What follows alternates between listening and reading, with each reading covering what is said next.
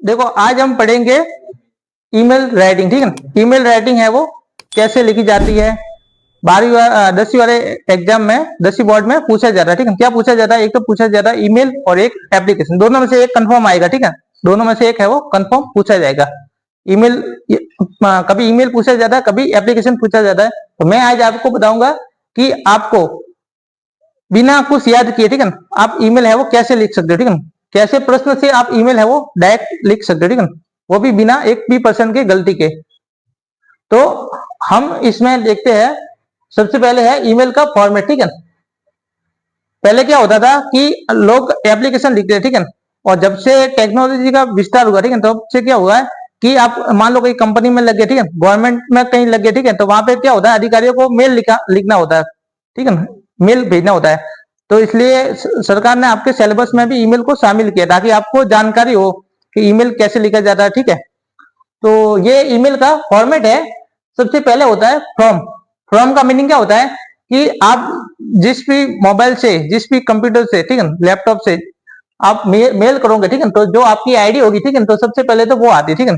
आप किसी को मेल भेजते हो, ठीक है, तो सबसे पहले आपकी आईडी आएगी, ठीक है, यानी कि जो मेल भेजा जा रहा है वो कौन सी आईडी से भेजा जा रहा है, ठीक है।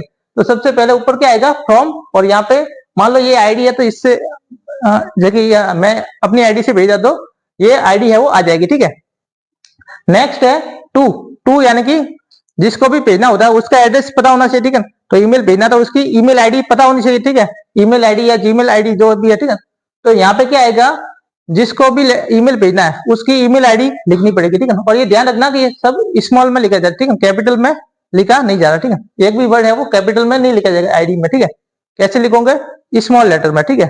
तो जो भी आईडी आप लिखोगे वो कैसा आएगा, स्मॉल लेटर में आएगा, ठीक है। तो यहाँ पे किसका आएगा, जिसको ईमेल भेजना है उसकी आईडी, ठीक है।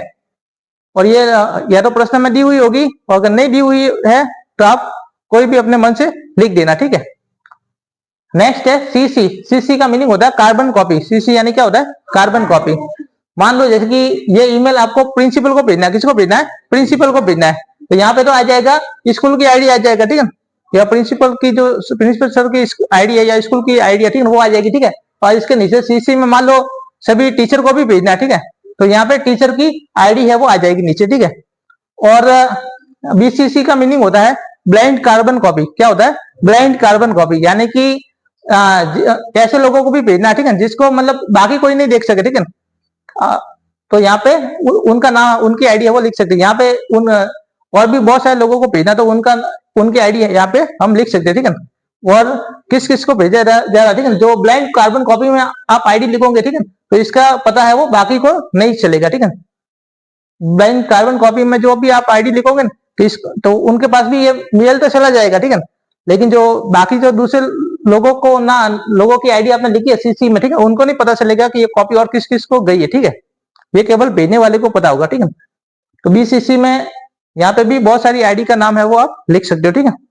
आपके जो एग्जाम में आएगा वो नॉर्मली आप उसमें आप टू का ध्यान रखना, ठीक है। टू के आगे क्या आएगा, भेजने वाले की आईडी, ठीक है। तो यहाँ पे आपको आईडी लिखनी है, ठीक है, ये आप दोनों खाली छोड़ सकते हो, ठीक है। अगर प्रश्न में लिखा जाए कि सीसी में अगर कार्बन कॉपी भेजने का अगर लिखा जाए कि बाकी टीचर को भी आपको मेल है वो भेजना, ठीक है, तो जो एक मैन तो इधर आएगा और जिसको कॉपी भेजनी है उनका नाम है वो कार्बन कॉपी में आ जाएगा, ठीक है। नेक्स्ट है सब्जेक्ट। सब्जेक्ट में क्या आएगा, मुख्य विषय वस्तु, यानी कि आपका जो मेल है वो किसके बारे में, ठीक है, आप मेल के थ्रू क्या बताना चाहते हो, ठीक है, क्या कहना चाहते हो, ठीक है। तो आपका जो टॉपिक है, ठीक है, जो भी आपका सब्जेक्ट है वो इधर आ जाएगा, ठीक है। और नेक्स्ट ये वाला जो भाग है, ठीक है, यहाँ पे क्या आएगा, यहाँ पे आपका जो एप्लीकेशन लिखते हो, ठीक है, आपको पता ही है, ठीक है, तो उसी टाइप से मेल भी लिखना है, ठीक है, मेल भी उसी टाइप से लिखना है, ठीक है, यानी कि आप अपनी बात है वो यहाँ पे लिखनी है, ठीक है। और यहाँ पे नीचे आ जाएगा योर्स ऑबिडेंटली या योर्स फेथफुली, और नीचे आ जाएगा अपना नाम और जो भी है, ठीक, क्लास वगैरह, ठीक है, वो आ जाएगा। आपके सामने एक ये प्रश्न है, ये बोर्ड एग्जाम में पूछा गया था प्रश्न, ठीक है। इफ यू आर क्रिस और करण studying in class 10 in GSSS Jodhpur, your board examination is near but you don't have English teacher in school, यानी कि आपके बोर्ड के एग्जाम तो पास में आ गए, बट आपके स्कूल में इंग्लिश का कोई टीचर नहीं है, ठीक है। बहुत से स्कूलों में ऐसी समस्या होती है कि वहां पे किसी सब्जेक्ट का टीचर है वो नहीं होता, ठीक है। तो वहां पे क्या होता है कि कोई गेस्ट फैकल्टी को लगा के एक्स्ट्रा क्लास है वो लगाई जाती है, ठीक है। तो यहाँ पे आपको क्या करना है, write an email to the principal of your school, यानी आपके जो प्रिंसिपल है स्कूल के उनको ईमेल लिखना है। क्या लिखना है, राइट एन ईमेल, ठीक है।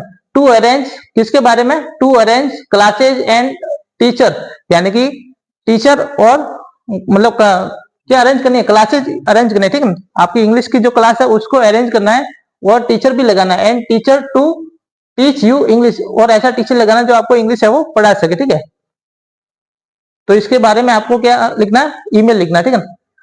अब देखो इसमें क्या क्या आएगा, सबसे पहले तो फॉर्म में क्या आ जाएगा, आपकी आईडी, ठीक है। अगर अंदर लिखी हुई है तो ठीक है, नहीं लिखी हुई तो आप कुछ भी इधर लिख सकते हो, ठीक है। और नहीं ये भी इतना जरूरी नहीं है, जो ये फॉर्म वाला है ये भी इतना जरूरी नहीं है, इसको भी लिखो ना लिखो तो कोई दिक्कत नहीं है, ठीक है।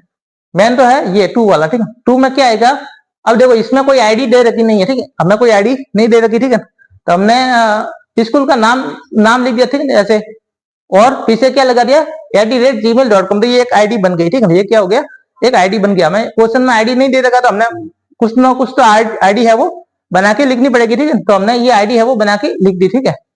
कोई भी आईडी है वो आप बना के लिख सकते हो, अगर नहीं दे रखी है तो, ठीक है। दे रखी है तो वही लिखनी है, नहीं दे रखी है तो आपको कोई भी आईडी है वो अपने मन से बना के लिख सकते हो, ठीक है। नेक्स्ट सीसी में कोई खाली छोड़ सकते हो आप, ठीक है। बीसीसी वाला भी खाली छोड़ सकते हो, ठीक है। सब्जेक्ट में आप क्या लिखना है, जहां पे भी ये राइट लिखा हुआ है, क्या लिखा हुआ है,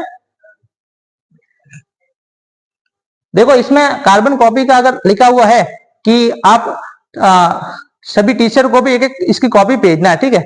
तो वहां पे आप सीसी में टीचर की आईडी है वो लिख सकते हो, ठीक है। और बीसीसी में क्या होता है, ब्लाइंड कार्बन कॉपी, यानी कि इसमें और भी लोगों को भेजना है, ठीक है। तो वहां पे उनकी आईडी है वो लिख सकते हो। अब यहाँ पे ध्यान दो, तो कि सब्जेक्ट लिखना है, ठीक है। तो सब्जेक्ट लिखने के लिए आपको देखना है कि राइट एन ईमेल या राइट एन लेटर और राइट एन एप्लीकेशन, ठीक है। ऐसे लिखा हुआ होता है, ठीक है। तो इसी लाइन से आपको सब्जेक्ट है वो मिलेगा, ठीक है। और सब्जेक्ट कहां से मिलेगा, जहां पे 2 लिखा हुआ, क्या लिखा हुआ है, 2, ठीक है। तो आपका सब्जेक्ट क्या होगा, जहां 2 लिखा है वहीं से वो लाइन पूरी की पूरी लिख दो, ठीक है। To arrange classes and teacher to teach you English. अब आपको चेंज क्या करना है, यू लिखा है, ठीक है। तो अब देखो, आप आपके अकेले के लिए तो कोई पढ़ाने के लिए कोई व्यवस्था हो नहीं रही है, ठीक है। आप पूरी क्लास के लिए हो रही है, ठीक है। क्या किसके लिए हो रही है, पूरी क्लास के लिए हो रही है, ठीक है। तो यहाँ पे जो यू है, ठीक है, तो ये ऑब्जेक्ट के रूप में आया, ठीक है। तो इसका जो यू का ऑब्जेक्टिव होगा, ठीक है, तो यहाँ पे क्या आएगा, अवर आएगा, अस आएगा, क्या आएगा, अस, ठीक है। तो यू किस में चेंज हो जाएगा, अस में, ठीक है। और अगर ये भी नहीं लिखो, ठीक है ना, आप केवल इतना लिख दो, ठीक है, to arrange classes and teacher to teach, ठीक है, या इतना लिख दिया टू टीचर, ठीक है, तो भी सही है, ठीक है, तो भी सही है। यानी कि हमें तो क्या करना है, to arrange English classes and teacher, यानी कि इंग्लिश की क्लासेज और टीचर का बंदोबस्त करना है, ठीक है, मतलब व्यवस्था करनी है, ठीक है, अरेंज करना है। उसके लिए आपको क्या करना है, ईमेल लिखना। तो हमने ये सब्जेक्ट है वो यहाँ से लिख दिया, ठीक है।